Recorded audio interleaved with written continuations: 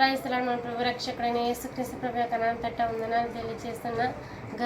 నువ్వు గతించిన పోయిన కాలంలో దేవునికి ఇష్టంగా బతికావా, లేకపోతే ఈ పాపలోకంలో బతికావో తెలియదు, కానీ దేవుడికి నిన్ను పిలుస్తున్నాడు. నీ కొరకు ఆయన మరణించాడు, నీ కొరకు ఆయన శిలువలో త్యాగమైపోయాడు. నీ గతం ఏంటో తెలియదు, నీ జీవితం ఏంటో తెలియదని బాధపడుతున్నావా? అయితే ఒక్కసారి జ్ఞాపకం చేసుకో. నీ గతం ఎప్పటికైనా ఫ్యూచర్ కాదు. ఎందుకంటే నీ గతాన్ని తవ్వుకొని నువ్వు బాధపడే కంటే ముందున్న జీవితం గురించి నువ్వు యేసయ్యను అడగడం ఎంతో బెటర్.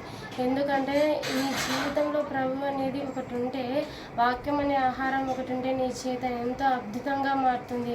కాబట్టి ఎప్పటికైనా కానీ పాస్ట్ ఈజ్ ఎప్పటికైనా పాస్టే.